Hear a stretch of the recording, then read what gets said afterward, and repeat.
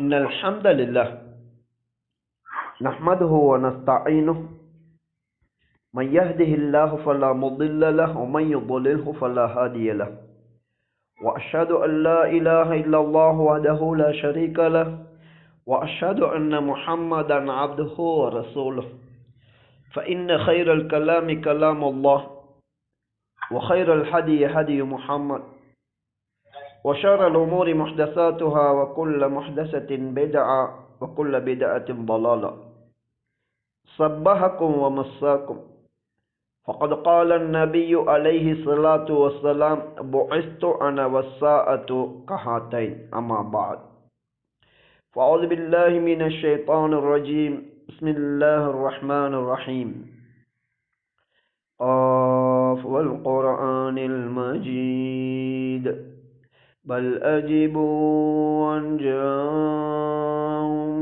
منذر منهم فقال الكافرون هذا شيء عجيب نحن أعلم بما يقولون وما أنت عليهم بجبار فذكر بالقرآن من يخاف وعيد.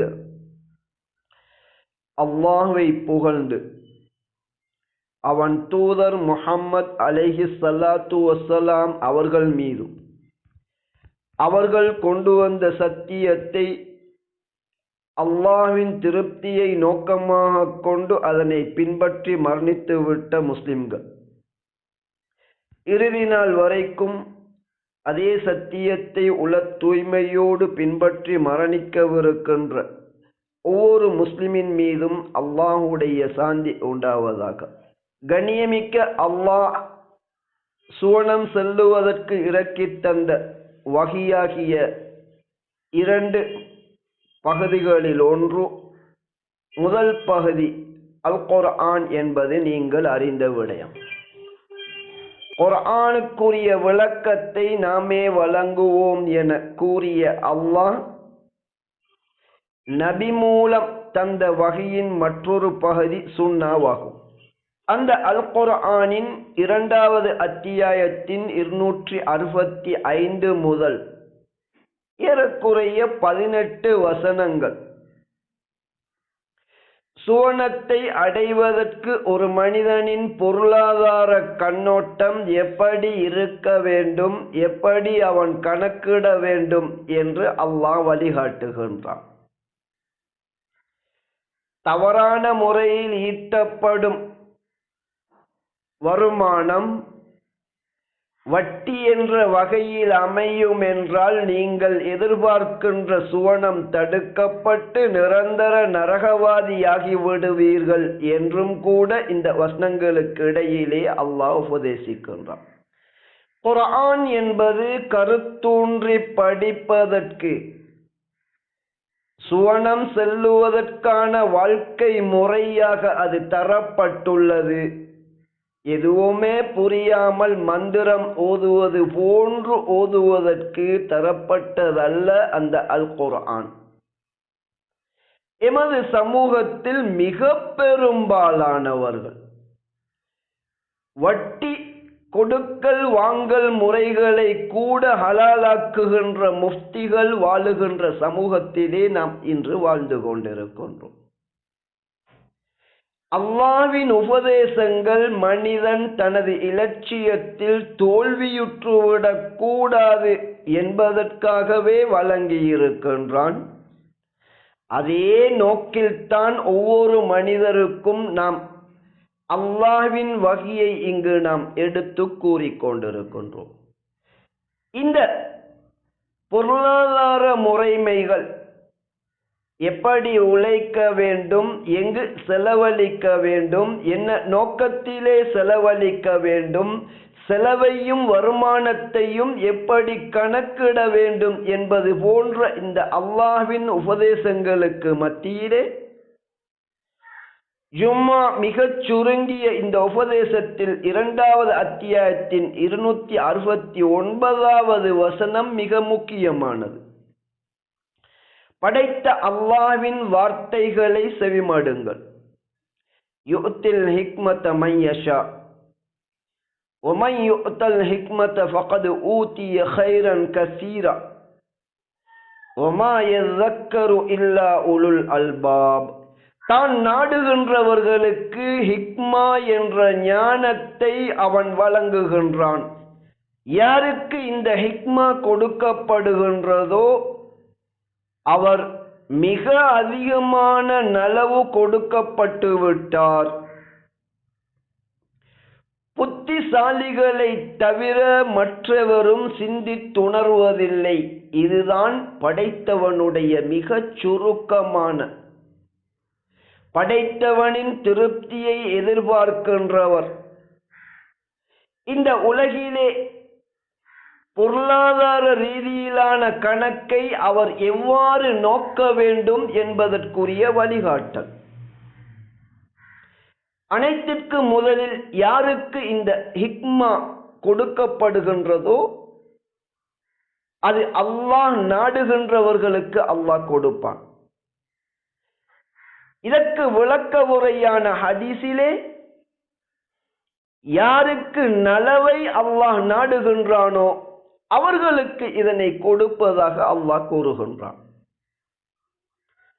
அல்லாஹ்வின் இறுதி தூதர் உட்பட நபிமார்கள் மக்களுக்கு ஹிக்மா என்ற அந்த ஞானத்தை போதிப்பதாக கூறுகின்றான்.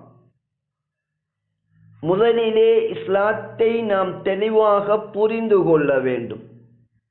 ஹிக்மா என்ற வார்த்தை மிக மோசமான கருத்தில் சமூகத்தில் பயன்படுத்தப்படுகின்றது. தந்திரம் செய்து பிறரை ஏமாற்றுவதற்கும் இந்த வார்த்தை பயன்படுத்தப்படுகின்றது. மிக பிழையானது. இஸ்லாமிய கண்ணோட்டத்திலே சுருக்கமான ஆழமான கருத்து பொறிந்த அல்லாஹுடைய வார்த்தைகளுக்கு அல்லாஹ்வினாலே நபி மூலம் தரப்படுகின்ற விளக்கம்தான் ஹிக்மா என்பது இஸ்லாமிய பரிபாஷையில் இதன் கருத்தாகும். சிந்தித்து பாருங்கள். குர்ஆனை அல்லாஹ் வழங்கி இருக்கின்றான். மக்களுக்கு நீங்கள் இதனை தெளிவுபடுத்த வேண்டும் என கூறி நபி மூலம் அந்த அல்லாஹ் கொடுக்கின்ற கருத்துக்களை தங்களது வார்த்தைகளிலும் செயற்பாடுகளிலும் நபி அவர்கள் தெளிவுபடுத்தியதுதான் சுன்னாவாகும். எந்த ஒரு துறையிலும் அந்த துறை பற்றி, அந்த விடயம் பற்றி விரிவான முழுமையான அறிவை பெறுவதை ஞானம் என்று குறிப்பிடப்படும். எனவே சுருக்கமான அல் குர்ஆனின் வார்த்தைகளுக்கு மேலதிக முழுமையான விளக்கத்தை தரக்கூடியது சுன்னாவாகும். எனவே அந்த சுன்னா என்பதுதான் ஞானமாகும். நபிமார்களின் பின்னர் குர்ஆனையும் அதன் விளக்க உரையான சுன்னாவையும் கற்பதன் மூலம் முஸ்லிம் சமூகத்தின் உலமாக்கள், வஹியை கொண்டு வழிநடாத்தும் உலமாக்கள், நபி அலைஹி ஸலாத்து வஸ்ஸலாம் அவர்கள் இது பற்றி ஒரு ஹதீஸை கூறுகின்றார்கள். சஹீஹுல் புகாரியிலே 73வது இலக்கத்தில் இந்த ஹதீஸை நாம் பார்க்கலாம். என்ன நபி அவர்கள் கூறுகின்றார்கள்? இரண்டு விடயங்களிலேயே அன்றி ஹசத் என்ற பொறாமை இது நல்லதல்ல, அனுமதிக்கப்பட்டதல்ல. முற்றாக பொறாமையை தடுக்கின்ற இஸ்லாம் இரண்டு பொறாமைகளை தூண்டுகின்றது. பொறாமை என்றால் பிறருக்கு கொடுக்கப்பட்டது தனக்கு கொடுக்கப்படக்கூடாதா என ஏங்குவதுதான் பொறாமையாகும். அந்த வகையிலே எமக்கு தேவையான நலவுகளை அல்லாஹ்விடம் நாம் கேட்க வேண்டும். அந்த நலவுகள் பிறருக்கு கொடுக்கப்பட்டு விட்டதே என்று நாம் கவலைப்படுவது, அது பற்றி வெறுப்படைவது பொருத்தமானதல்ல. இரண்டு விடயங்களில் அவருக்கு கொடுக்கப்பட்ட நலவு எனக்கு கொடுக்கப்படவில்லையே என்று ஏங்குவதை இஸ்லாம் வரவேற்கின்றது, சிறப்பித்து கூறுகின்றது. எனவே நபி அலைஹிஸ்ஸலாத்து வஸ்ஸலாம் அவர்கள் கூறுகின்றார்கள், 2 விடயங்கள், இவற்றில் அன்றி பொறாமை அனுமதிக்கப்பட்டதல்ல, பொறாமை கிடையாது. ரஜுலுன் ஆத்தாஹுல்லாஹு மாலன் ஃபசுல்லித அலா ஹலகதிஹி ஃபில் ஹக். ஒரு மனிதனுக்கு பொருளாதார வாய்ப்பு வசதி கொடுக்கப்பட்டிருக்கின்றது. அவர் அந்த அத்தனை சொத்து சுகங்களையும் சத்தியத்திற்காக அவர் செலவு செய்கின்றார். இது ஒரு சாரார். இவர்களை போன்று அதிக சொத்துடையவர்களாக இருந்து சத்தியத்திற்காக அத்தனையும் செலவு செய்யும் பாக்கியம் எனக்கு கிடைக்க கூடாதா என்று நாம் பொறாமைப்பட வேண்டும். அந்த அளவு அதன் கூலி உயர்வானது. மற்றொரு விடயம் நபி அவர்கள் கூறுகின்றார்கள், ரஜுலுன் ஆத்தாஹுல்லாஹுல் ஹிக்மா ஃபஹுவ யக்தி பிஹா வ யுஅல்லிமுஹா. மற்றொரு சாரார், அவர்களுக்கு ஹிக்மா என்ற ஞானம் கொடுக்கப்பட்டுள்ளது, அதனை கொண்டு அவர் தீர்ப்பளித்து அதனை அவர் மற்றவர்களுக்கு கற்றுக் கொடுப்பார். ஆரம்பத்தில் நாம் கூறியது போன்று ஹிக்மா என்றால் இஸ்லாமிய பார்வையில் அது என்ன என்பதை முதலிலே புரிந்து கொள்ள வேண்டும். ஒரு துறையின் முழுமையான விரிவான அறிவு என்பதை பொதுவாக நாம் கூறினோம்.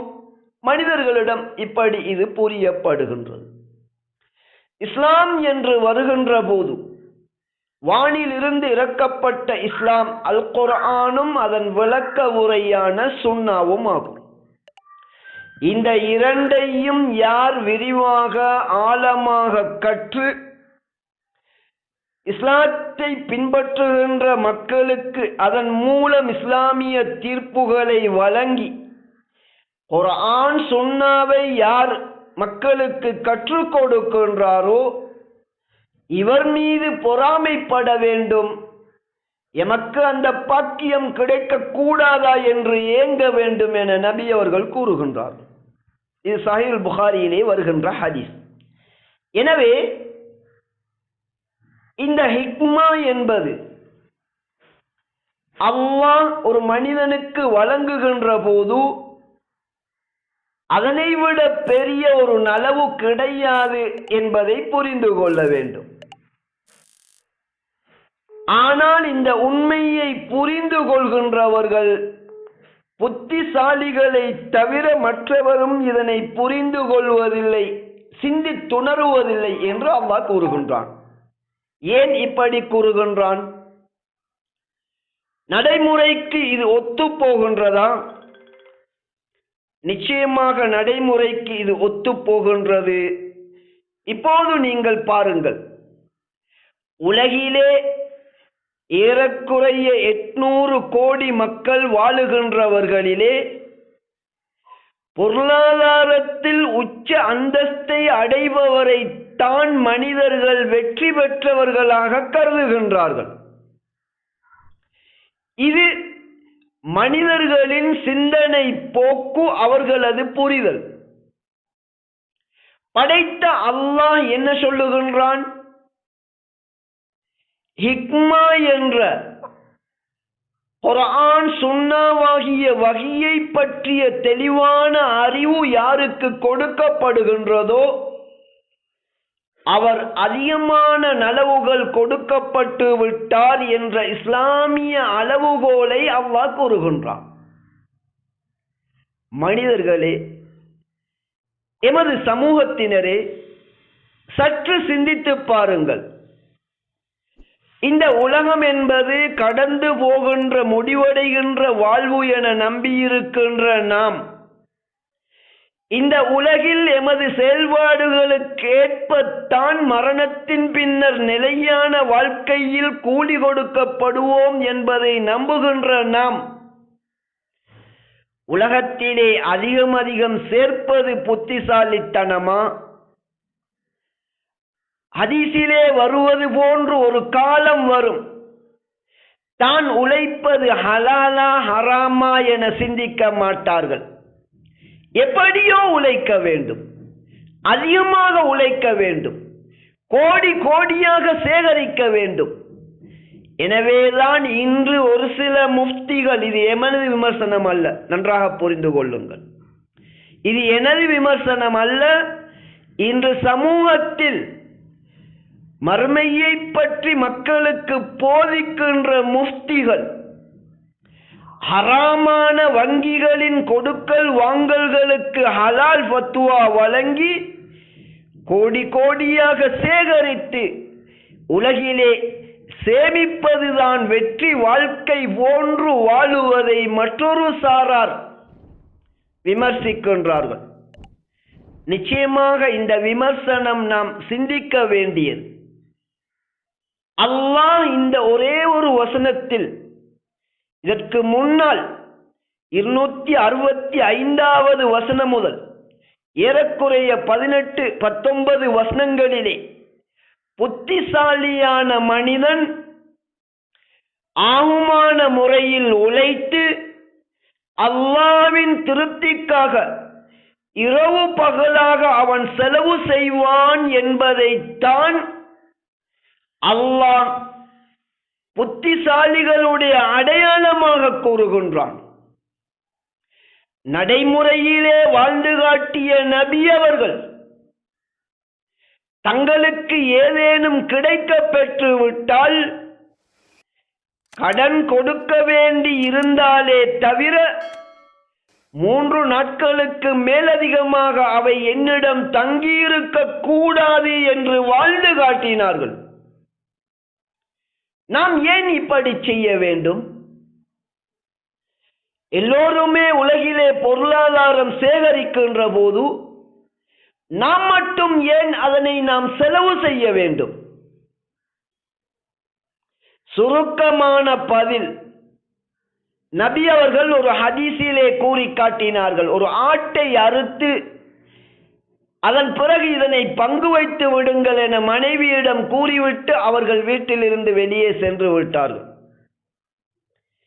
திரும்பி வந்து கேட்டார்கள், ஆட்டிலே மீதம் இருக்கின்றதா, அனைத்தும் முடிந்து விட்டதா? மனைவியின் பதில், ஒரு காலை தவிர மற்றனைத்தும் முடிந்து விட்டது என பதில் கூறினார்கள். இப்போது நபி அவர்கள் நன்றாக கவனித்துக் கொள்ளுங்கள். ஒரு முஸ்லிமின் பொருளாதாரம் மீதான சிந்தனை எப்படி இருக்க வேண்டும் என்பதற்கு நபியின் தெளிவான வழிகாட்டல். அறுக்கப்பட்ட ஆட்டின் எந்தெந்த பகுதிகள் பிறருக்கு கொடுக்கப்பட்டதோ அதுதான் மீதம் இருக்கின்றது. எதனை நாம் வைத்துக் கொண்டோமோ அது எமக்குரியதல்ல என்பதை நபி அவர்கள் தெளிவுபடுத்துகின்றார்கள். ஞானம் என்ற குர்ஆன் சுன்னாவின் தெளிவான அறிவு இருக்க வேண்டும். அத்தகைய அறிவுள்ள அல்லாஹ்வை அஞ்சுகின்ற உலமாக்கள் மக்களை வழிகாட்ட வேண்டும். நபி அவர்கள் எச்சரித்தது போன்று ஹலாலிலே வருகின்றதா ஹராத்திலே வருகின்றதா என்று கூட சிந்திக்காமல் அதிகமாக உழைப்பதற்கான ஹராமான வட்டி வகைகளை கூட ஹலாலாக்கி அதிகம் சொத்து சேர்த்து வாழுவதென்பது முஸ்லிம்கள் ஒரு பக்கம் இருக்க, சாதாரண ஒரு முஸ்லிமுக்கு கூட அது பொருத்தமானதல்ல. எனவே அல்லாஹ் அவனுடைய திருப்தியை பெற்று நாம் சுவனம் செல்ல வேண்டும் என்றால் அதற்காக எமது சிந்தனை போக்கை இஸ்லாமிய வழியிலே அமைத்துக் கொள்ள வேண்டும். அதன்படி செயல்பட வேண்டும். அந்த வகையில் ஆகுமான வழியில் உழைத்து அல்லாஹ்வின் திருப்தியை எதிர்பார்க்கின்றவர்கள் அல்லாஹ்வுக்காக என்ற நோக்கத்தோடு இரவு பகலாக நீங்கள் செலவு செய்யுங்கள். நீங்கள் செலவு செய்பவைதான் உங்களுடைய மறுமை சேகரிப்பு என்பதை அல்லாஹ் உணர்த்துகின்றான். இந்த சிந்தனையில் தான் நாம் செயல்படுகின்றோமா? நாம் ஒவ்வொருவரும் எமது உள்ளத்தை தொட்டு நாம் கேள்வி கேட்க வேண்டும். இந்த வழியில் தான் எமது சமூகம் வழிநடாத்தப்படுகின்றதா? இதுதான் மிகப்பெரிய கைசேதம். பல்வேறு விதமான வட்டி வகைகள் அரபு மொழியிலே பெயர் சூட்டப்பட்டு ஒரு சில முஃப்திகளால் அது ஹலாலாக்கப்பட்டுள்ளது. அதற்காக அவர்கள் அந்த வங்கியில் இருந்து இலாபத்திலே பங்கு கொடுக்கப்படுகின்றார்கள். இந்த வட்டி உழைப்பிலே கோடிக்கணக்கிலே சேகரித்து உலகிலே பொதுவாக ஒவ்வொரு மனிதனும் ஆசைப்படுகின்ற அவசர புத்தியிலான வாழ்க்கையை இந்த ஒரு சிலர் வாழுகின்றார்கள். எமது நிரந்தர வாழ்வை நாம் தோல்வியடைய செய்துவிடக் கூடாது. அல்லாஹ்வின் பார்வையில் அல்லாஹ்விடம் வெற்றி பெற விரும்புகின்றவர்கள் இரவு பகலாக செலவு செய்ய வேண்டும் என அல்லாஹ் கூறுகின்றான். எனவே இந்த முதலாவது உபதேசத்தில் இதனைத்தான் அல்லாஹ் எமக்கு தெளிவுபடுத்துகின்றான். எமது ஒவ்வொரு காரியத்தையும் இஸ்லாமிய பார்வையில் நாம் அளவிட வேண்டும். முஸ்லிம் அல்லாத சிந்தனை போக்கு, அதிகம் சொத்து சேகரிப்பவரை வெற்றி பெற்றவர்கள் பட்டியலிலே இடுகின்றார்கள். ஆனால் ஞானம் கொடுக்கப்பட்டவர்கள், முதலிலே ஒரு மனிதனுக்கு இஸ்லாமிய அறிவு கொடுக்கப்படும் என்றால் அவனை பார்த்து பொறாமைப்படும் அளவிற்கு அது உயர் அந்தஸ்து என நபி அவர்கள் தெளிவுபடுத்துகின்றார்கள். அந்த ஆலிம்களுடைய வழிகாட்டலில் நேர்வழி நடக்கின்ற முஸ்லிம்கள் தாம் செலவு செய்வதை தங்களுடைய சேகரிப்பாகவும் உலகத்திலே அனுபவிப்பதை அழிந்து போகக்கூடியது நிரந்தரமானதல்ல என்ற சிந்தனை போக்கை நபி அவர்கள் கற்றுத்தருகின்றார்கள். எனவே பொருளாதார ரீதியிலே எமது பார்வை எப்படி இருக்க வேண்டும் என்பதை நாம் புரிந்து கொள்ளக்கூடியதாக இருக்கின்றது. இது பற்றிய மேலதிக விடயங்களை அடுத்த ஹுத்பாவிலே தெளிவுபடுத்துகின்றோம். ஃபஸ்தக்ஃபிரூஹு இன்னஹு ஹுவல் கஃபூர் ரஹீம். إن الحمد لله نحمده ونستعينه من يهده الله فلا مضل له ومن يضلله فلا هادي له وأشهد أن لا إله إلا الله وحده لا شريك له وأشهد أن محمدا عبده ورسوله فإن خير الكلام كلام الله وخير الهدي هدي محمد وشر الأمور محدثاتها وكل محدثة بدعة وكل بدعة ضلالة أما بعد. ஆரம்ப உபதேசத்திலே நாம் நினைவுபடுத்திய இரண்டாவது அத்தியாயத்தின் 269வது வசனம்.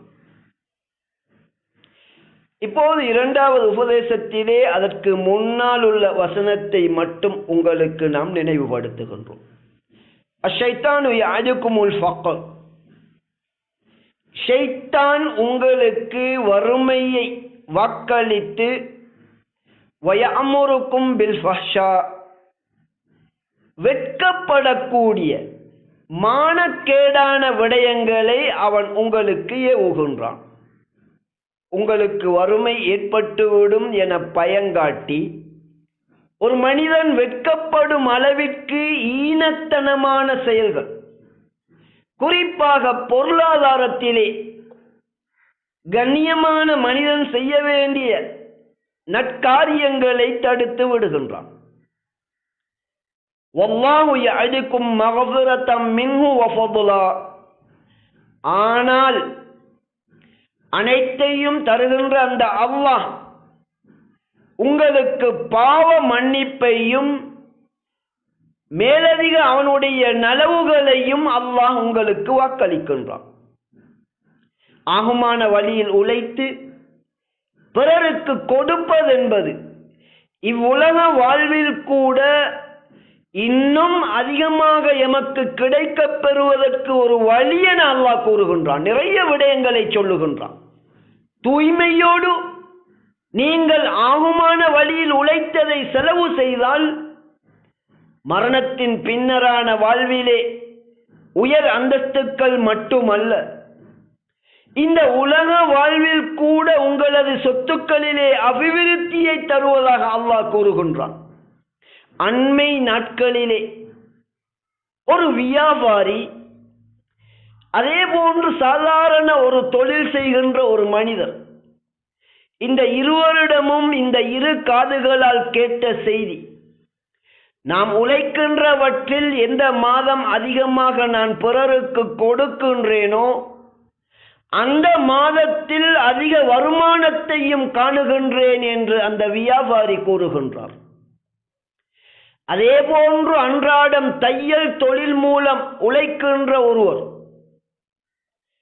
தன்னிடம் 1000 ரூபாயை தவிர எதுவும் இல்லாத ஒரு நாளிலே ஏதாவது தாருங்கள் என கேட்டு வந்த ஒரு யாசகருக்கு அந்த முழு 1000 ரூபாயை தூக்கி கொடுக்கின்றார்.